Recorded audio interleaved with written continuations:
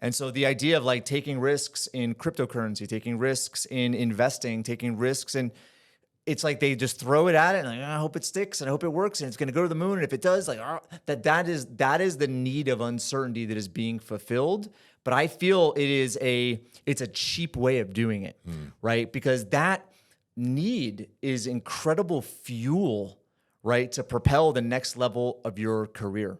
Welcome to Wealth Untethered, your guide to the principles and mindset of a genuinely wealthy life. This podcast explores universal laws, principles, and strategies that lead to wealth and fulfillment. We delve into topics like investment, cash flow, business, estate and legacy planning, longevity, health, science, and more. All in an attempt to examine and challenge your mindset about what's possible for you. To learn more about Wealth Untethered, visit our website, wealthuntethered.com. Remember, our insights are not direct financial advice, so consult with your financial team before making any decisions based on the topics discussed in this show. Patrick, I'm reminded of the novel written by Ayn Rand called Atlas Shrugged. And that book, not only the contents of the book and the story and the meaning, the principles and everything of the book, but even deeper than that, book was first shared to me by Les McGuire. And Les was one of my original business partners. As you know, you've met Les. And he and Ray and the pilot that crashed in the plane crash of June 8th, 2006 and died. But Les taught me the most about Atlas Shrugged and the many concepts that are in the book that Ayn Rand escaped communist Russia and came over here to the United States in the 1950s. And she wrote this colossal 1,200 plus page book, right? It's a big read. It's a big book. And I know you've read it. I've studied it. And I hope that anyone out there listening will either pick it up or pick it up again and remind themselves of what's in that book. Because for me, it's about accountability. It's about this American dream and reigniting that in our lives. Because Ayn Rand, communist Russia in the 1950s, coming to the United States and the freedom and this capacity that she was able to gain to live this meaningful life. And so I'm reminded about the book Atlas Shrugged, about the where we came from here in America and what we are truly founded on, the freedoms that we enjoy today. And that's what I'm most excited about with your book. And we're here today in this episode to talk about your book, Heads I Win, Tails You Lose. And Patrick, it truly is about reigniting the American dream. And it's a timeless book that you've written, and I want to dive into it in this episode today because it feels like for me today, and I'm sure our listeners and viewers are feeling this same way now more than ever before, the relevancy of what's inside this book. But Patrick, why did you write it personally? What was your desire? Well, I'll circle up with the comment you made about Atlas Shrugged. And first and foremost, you really look at that book. I mean, Ronald Reagan obviously was a very influential president, right, and was kind of part of the transition, right, of communist, the former Soviet Union. And he said that aside from the Bible, the book Atlas Shrugged is the most influential book ever, right? That's and right. I think it's a book to be studied. There's so much in there. I mean, it took her, I think, over 10 years to write. If I'm correct, I might be incorrect there. Fact check me. But it's, I look at that idea, and I feel that idea is something that hits home to a person internally. If you really read that and understand it and remove any, I would say outside influence other than your specific reading of it and paying attention to your intuition, you discover that book is for all human beings. And it's essentially, it provided you, I know, and subsequently to me, a seed where you started to understand not just human nature, but or your nature, but human nature, right? Something that I feel we all have. And so I look at whether it's those who escaped they continue to escape areas where it's Venezuela today, escape other communist areas in the past, but also going really back to the origins of what we now call the United States. It was the same innate drive. And so that's why I chose, first off, the book title means to win no matter what. Heads I win, tails you lose. It's a saying, right, to set yourself up in life to win no matter what. And I believe that's based on adhering your life, your financial life, your personal life, to principles that work, principles that have been proven, not trying to recreate the wheel. Now, obviously, we're individuals, we're unique, but I believe that there are a set of principles that if you follow will lead to a meaningful life. So now going to the American dream, right? I think we live in a really interesting time where that innate drive is still there. However, I feel we've lost it as a society, as a collective. Yeah, and has society actually identified that that's what's actually going on in their lives? Yeah. It's the same principle. That's what's interesting. Even though we live in a miraculous time where we have the freedom to start a business, to pursue property, yet people are still, in a sense, enslaved. So you go back to, I would say, and what created that enslavement? Yeah, and I would say today the enslavement isn't necessarily physical; it's mental, right? Yeah, and it's 100%. self-imposed. I would say not intentionally, but it's self-imposed. Just because of how we're conditioned as a society, and I can't wait to get into that today. But you really look at the idea of the manor system, serfs and lords, right? The European style of economy, right, where people felt constrained, they felt enslaved, even though they were provided for room, housing, board. One generation to the next and the next and the next was all stuck in the same position unless you had a bloodline that allowed you to own property. Yeah. So this innate drive to expand, right, to really understand the individual, and I think that's one of the main themes of Atlas Shrugged is, the individualism, and their role in the collective. There's the collective, but then there's the individual, and I feel that there has to be a really firm understanding of both of those ideas. We're not going to get into Atlas Shrugged today. Obviously, we're getting into this book. But the idea, again, going to the American dream, is people wanted to escape that. And they sacrificed their lives. They put their lives, the lives of their kids, all of their possessions, right, on the line. And they even knew, not necessarily the first individuals that came to the New World, but you look at, the first colonies all, had sickness and ailment and were wiped out. And then you had, the Native Americans, right, called Indians at the time, right? They were killing people, they were scalping them. I mean, all of these stories were likely terrifying, but yet they were still compelled to escape the, I would say, environment they were in that prevented them from expanding, from pursuing. There was a quote by John Locke: "Life, liberty, and the pursuit of property."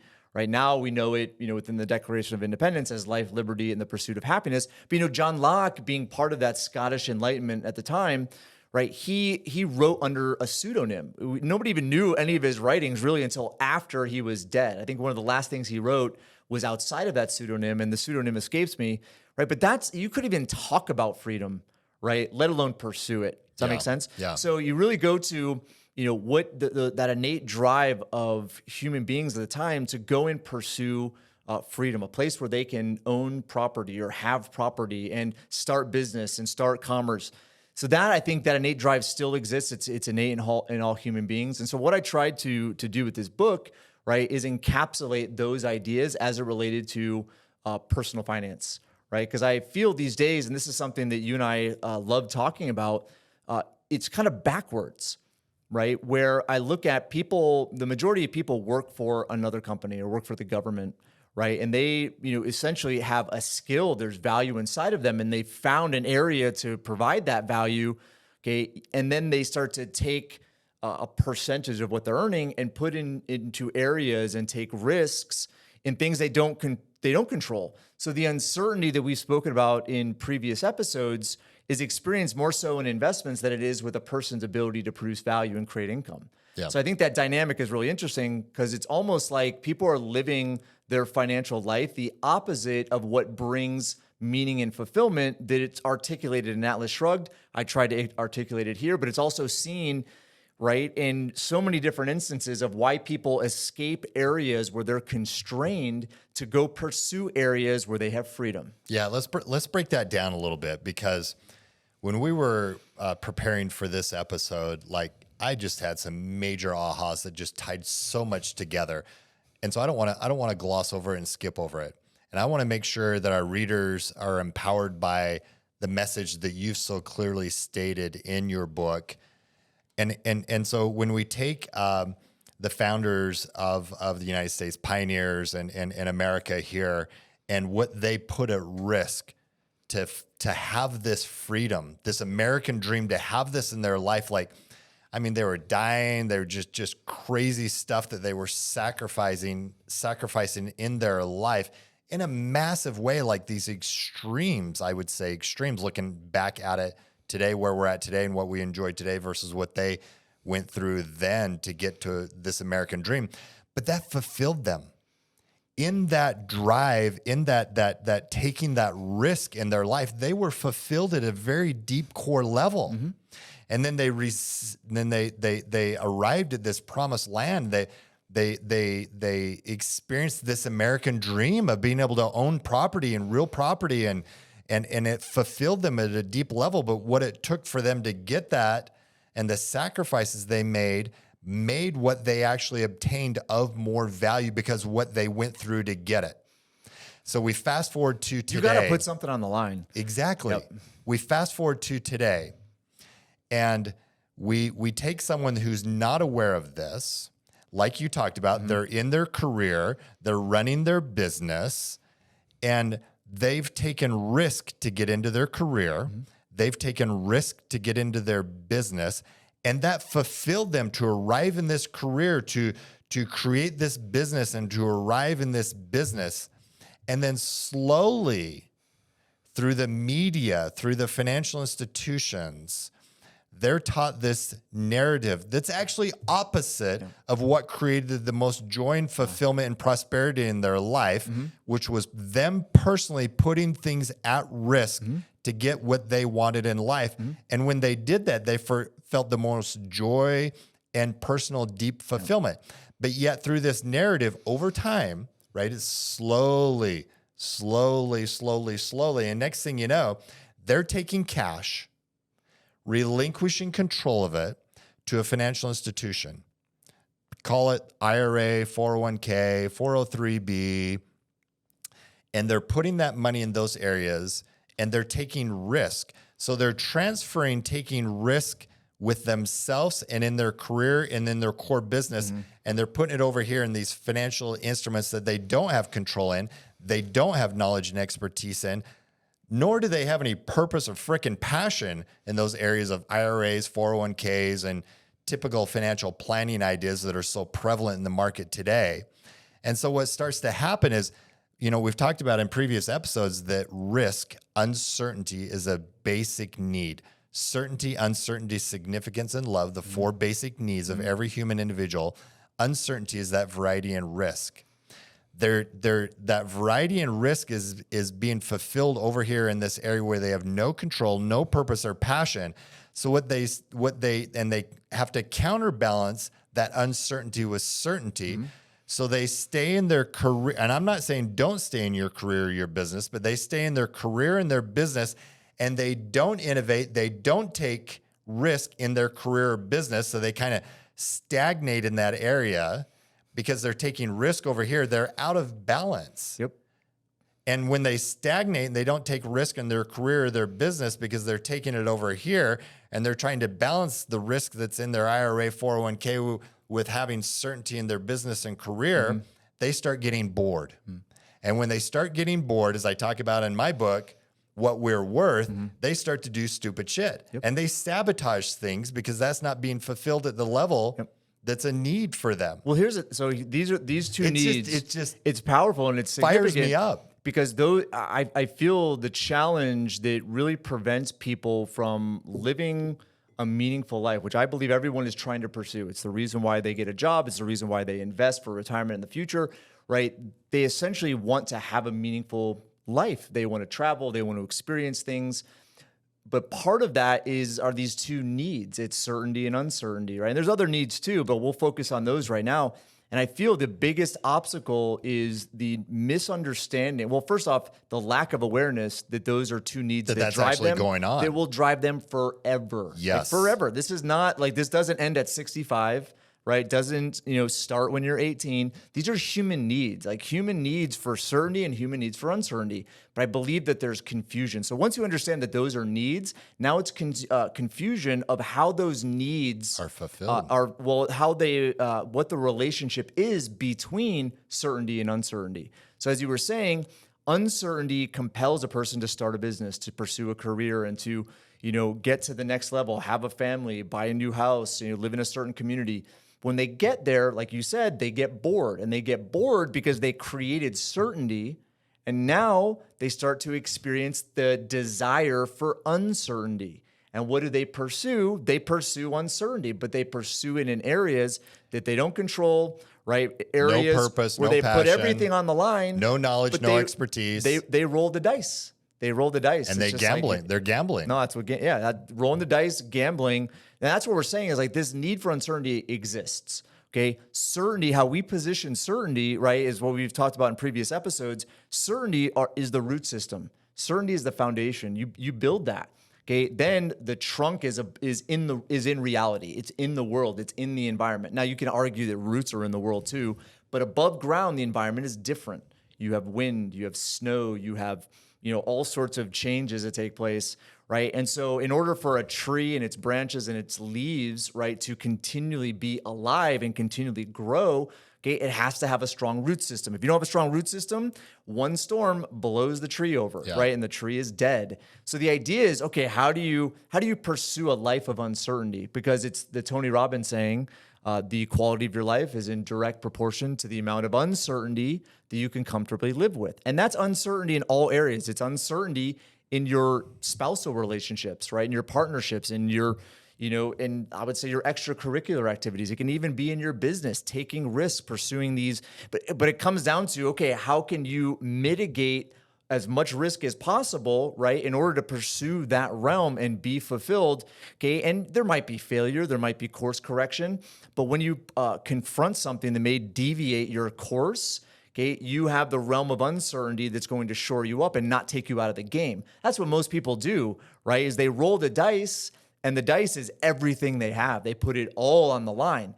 And if it doesn't work out and they're rolling the dice and putting the control, right, and influence over that destiny in the hands of somebody else, okay, then they fail and they're out of the game forever. Yep. And that's why I think an awesome message in your book is it typically brings a person to the edge of like, okay, I'm done with life. Like, it's not worth it. Like, I supported people. I lost all of their money. And my family is probably better off collecting on my life insurance than they are having me around. Yeah. Right. So the idea of the book, I would say, what's interesting is with, the book you wrote previously, what the Rockefellers do, as well as What We're Worth, mine, I feel like they send a very similar message. They articulate certain principles. And I believe with, the role that we have professionally as financial advisors, okay, we've recognized that holistic macroeconomic strategy is the strategy that's going to lead people to that fulfilling life, that meaningful life. But it's not a product, okay? It's a set of strategies that, depending on the situation of the individual, their persona, could be a business owner, could be an investor, it could be young, could be old, could be. There's so many different circumstances, family, non-family, where we essentially take these principles and apply that to a person's life. So it's hard for us to say, okay, we're a stockbroker. We can't, encapsulate our role, okay, in something that is intuitive, it's singular. So that's why we've written books and continue to write books, right, to expand on ideas, right, to associate our ideas, our principles with, the different scenarios, whether it's client scenarios or professional scenarios. So I didn't write the book until 10 years into my career. I felt like there were already books out there that sent the message that I was sending with our firm, Paradigm Life. And so I wasn't compelled to do it. But then I just started to work with more people and just started to see that, wow, like there's so many different there's so many different variables, right, to a person's life, but the same principles get them out, right, of what's keeping them stuck. And so as I accumulated stories, accumulated client experiences, I felt like I needed to put my stamp on the industry, right? And so that's why I wrote the book. It took me about a year to write. That was done in 2018. And, I just realized that there was so much that I was doing that was valuable. And I just wasn't able to communicate it in one sit down or one presentation, right? Or one speech or one podcast episode. So I was compelled to do it. And it was something that it was very difficult. It was very difficult, especially the editing process. I wanted to, again, I think also as human beings, we're compelled to leave a legacy. We're compelled to leave a stamp on life. And I wanted to put a stamp on what I do and what I contributed.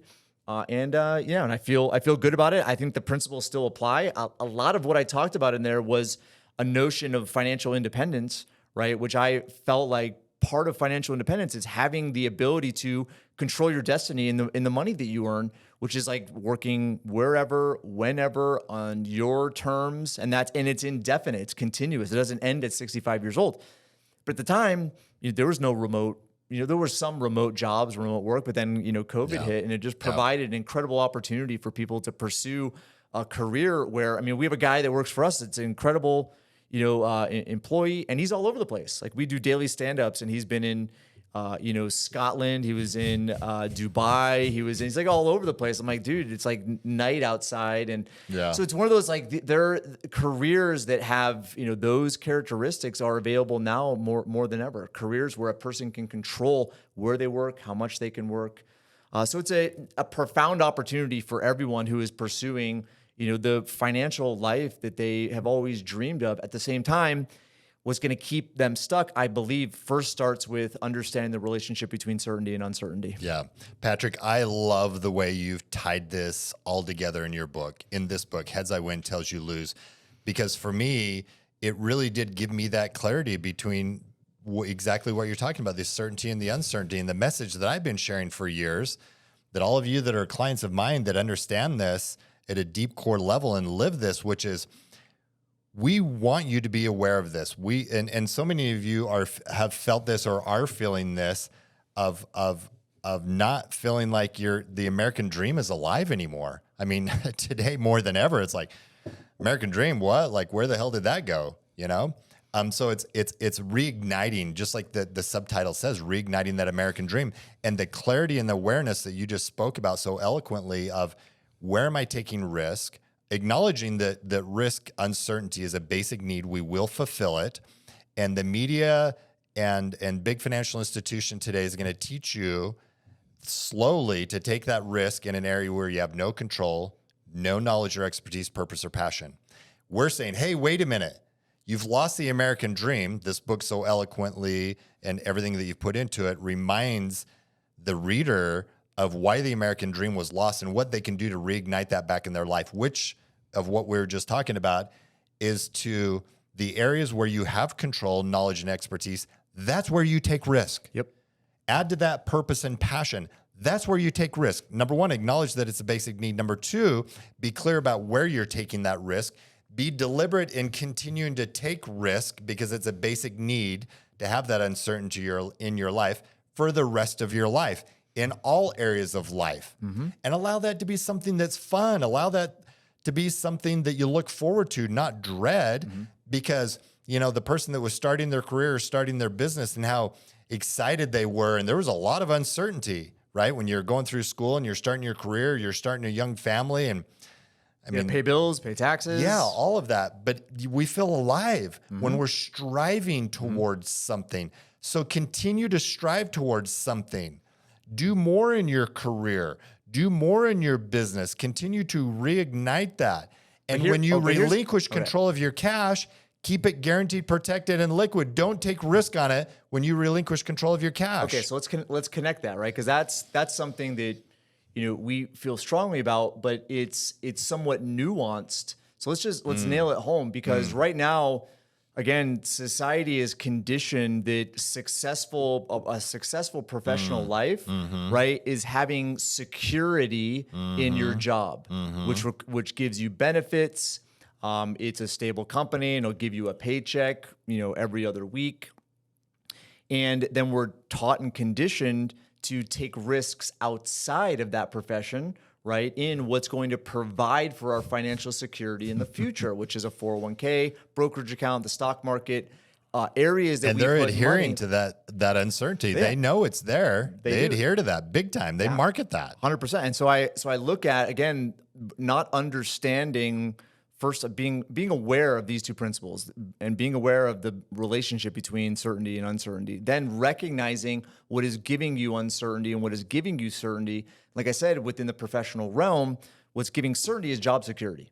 Okay. And then what's giving uncertainty and this like drive of, and that's why people play the lottery. They have this like drive to like, ooh, I'm going to, pay $1 and get $1 billion. That's I think the most recent check was like $1 billion. I can get $1 billion and only put $1 into it. Oh my gosh. Like Right. that. And then they start dreaming about all these things they can do. Yes. And I'm going to go here and I'm going to go here. I'm going to do it. Right. That goes through people's mind, but they don't realize that is a need that is being fulfilled, which is uncertainty. Yeah. Right. That is a need that is inside of them. However, like that's the ultimate risk because you have no idea, like you have no influence, no control. The odds are definitely not in your favor. Yeah. Right. And so the idea of like taking risks in cryptocurrency, taking risks in investing, taking risks in, it's like they just throw it at it and like, I hope it sticks and I hope it works and it's going to go to the moon. And if it does, like that is the need of uncertainty that is being fulfilled. But I feel it's a cheap way of doing it, right? Because that need is incredible fuel, right? To propel the next level of your career, to 100%. propel the next level for your business, 100%. to propel the next level of your relationships. Yes. Right? It could be with your kids, could be with your spouse, could be a relationship you don't have yet, right? It's the pursuit, if you don't have a relationship, it's pursuing that I can, be in partnership with somebody. I can connect, I can be love, I can give love. That requires uncertainty, right? But people are expending that need, that fuel of uncertainty on cheap things that won't give them, the fulfillment that they desire anyway, even if they get it. Even if they get the $1 billion and they put $1 into it, what's going to happen? Yeah. Right? They're going to spend it all. Everyone's going to mooch and loot off of them, and then they're going to be left with nothing and go bankrupt. Does that make sense? So and then we've seen it over and over and over and over again. So again, going back to the point you're making, I hope that listeners are seeing that, whether it's in Michael's books, What We're Worth, What the Rockefellers Do, and this book, Heads I Win, Tails You Lose. Okay, very similar principles, right? Probably the same principles, just articulated in a different way. But the idea is like these are, I would say, foundational, fundamental to a meaningful life is understanding these two principles and recognizing your rules associated with what gives you certainty and your rules with what gives you uncertainty. 100%. Yep. 100%. And you and I each have our own specific examples of this, of living this in our own life because, the media, the marketing of these big financial institutions, they understand this in a massive way. And they're going to dangle that carrot in a massive way for us to take that uncertainty and to go into these other areas versus looking within ourselves and continuing to look at what actually created the American dream in the first place for us, for America, and to continue to do that versus getting away from the American dream, which is us controlling that within ourselves versus relinquishing control of that. Yep. Yeah. And, in my own life, I got away from that and I lost massively. You guys that have been listening to us for a while now have heard my story, and it's in my book, What We're Worth. I got away from that. I relinquished control. I was gambling. I got desperate. I succumbed to it, and I've been in this industry for years prior to that. And I succumbed to it, and I lost. And I almost lost my life over. Almost took my life. Almost lost my family. Certainly lost all the cash because, and talking about the property value balance sheet and the human life value balance sheet. So it's continuing to take risk in the areas that we have control, knowledge, and expertise. So that's our human life value balance sheet. We can relate it back to that. What areas of your life do you want to continue to pursue and take some risk in where you have control, knowledge, and expertise? What areas do you have purpose and passion in that could be risky that you pursue, but you have control in that area versus taking cash and relinquishing control where you don't have knowledge and expertise, purpose, or passion? So the quickest way to get away from the American dream is to do exactly what the big financial institutions want you to do. Well, dude, here's what's crazy. Like, I know you've had experiences. I've had experience. I have a whole chapter in the book that talks about my experience. But I feel these two principles are so important that you're going to experience them until you really get it. And I'm not saying when you become aware of it, right, and you start to rewire your rules of what meets uncertainty, what meets certainty, it's not like it's over. Like, you're just going to continue to experience a dynamic life and keep experiencing certainty and uncertainty. Because here's the deal. It's like, business-wise, uncertainty sometimes could become certainty. Yeah.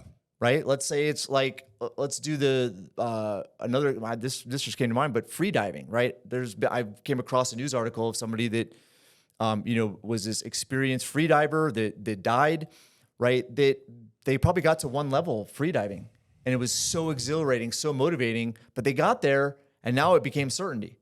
Then they had to go to a deeper level. Yeah. Then a deeper level. What compels them? It's the realm of uncertainty that compels them to do that. So you got to be careful at the same time. I feel like once you become aware of this, you can start to control and influence and essentially establish a degree of certainty, right, that will allow you, I think it's the yin and the yang. The more you expand that realm of uncertainty or ways in which it supports, right, your life, then you can take more risks, more calculated, more risks, things you can control. Now, the free diving, it's kind of like, you have those adventurous uncertainty. I would say, as it relates to finance, it's pursuing something that is moral, ethical, is value driven for people.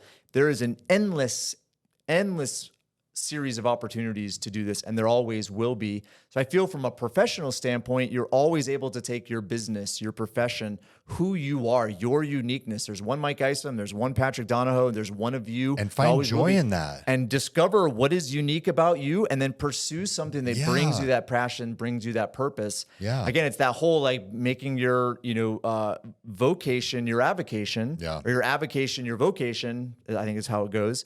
Right, that there's so much truth to that. Yeah. Because when people find something that is exhilarating and drives them, right, it feels good and it meets that need. But like I said, it's like there's a never-ending opportunity to expand that. So that's kind of where I'll end my thoughts. The innate seed, that seed that drove people to come to America, the seed that drove communist Russia to be folded, the seed that where people will risk their lives to come to a free nation. Okay, that innate seed is the desire to expand, right? And I feel that that's why a capitalistic society, because Ayn Rand obviously espouses capitalism in Atlas Shrugged and her other subsequent books, but that idea of capitalism really came from the root of the word cattle. Cattle is a cow, but people, right, essentially took their intuitiveness, their creativity, their knowledge, okay, and saw needs for, okay, we can use a cow to create leather. We can use a cow to do meat. We can have a cow to, plow our fields. We can have a cow to, its bones can be used for tools. Be able to use one thing, right, a piece of property, a cow, and turn it into all sorts of different things, right, is the nature, right, of the world we live in. There's so much opportunity. And now you have AI. AI is like the new free world, right, and starting to use tools to amplify who you are, your creativity, your impact on the world. Like I said, there's a never-ending list of opportunities for you to pursue that realm of uncertainty as it pertains to your financial life.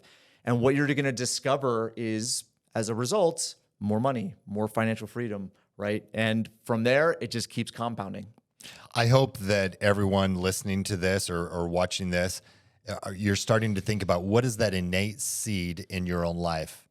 What got you to the point in your life where you had the most fulfillment, purpose, passion, where things were just really clicking and moving along? Yeah, it's when you had struggle. And are you continuing to identify that innate seed moving forward? It's not an arrival. Find joy in the pursuit to continue to have that in your life and to be clear about where you're taking certainty and uncertainty. And if you look at that innate seed that got you to the most prosperity in your life, it's no different. It's what's going to continue to create that prosperity in your life also. And then use the tools. Use Patrick's book, use my book as references, use our Infinity Wealth tool as something that asks you these powerful questions that you'll answer around this area, around this topic today. As always, with all of our episodes, use the Infinity Wealth tool. It's a series of all these powerful questions to be able to drill down deeper. So use the Infinity Well tool to assess the innate drive in your life, the areas that got you the most success and fulfillment. And that's what's going to continue to get you the most success and fulfillment in your life and continue to keep that American dream alive in your own life. So I'll put a capstone. Again, the idea of certainty and uncertainty, master that. If there's anything to master and then be aware of, and it's not just a single snapshot in time awareness, it's a continuous awareness, right, of how you are meeting those needs. That's the first thing. Second is, whether it's Michael's new book, What We're Worth, the book that I came out with in 2018, Heads I Win, Tails You Lose, you can go to our website, wealthuntethered.com. Links to the Infinity Wealth tool, links to purchase the book or download the audiobook are all there, as well as our previous dozen or so episodes. Yeah. And share it up, subscribe to our newsletter. Please interact with us on the social media and let us know if there's anything else that you want to hear about or go deeper on. But Patrick, I'm excited about the next episode because our listeners have been asking for more specific strategies. I know they're in the book. Yep. I've read them, I've seen them, I use them in my own life, and for us to go deeper in that in our next episode. Yeah, I can't wait. So if you've been compelled to take some sort of action, or you're compelled, like, that makes sense, I see that, wow, that I've never thought of it that way. Take action right now, because if you don't, human nature also is going to essentially distract you, and 10 minutes from now, 6 hours from now, you're going to completely forget that motivation. So take action right now. Okay, go download Infinity Wealth Tool. Download the books, purchase the books. It will. They'll make a difference. They'll continue to inspire you and compel you to new activity. Definitely.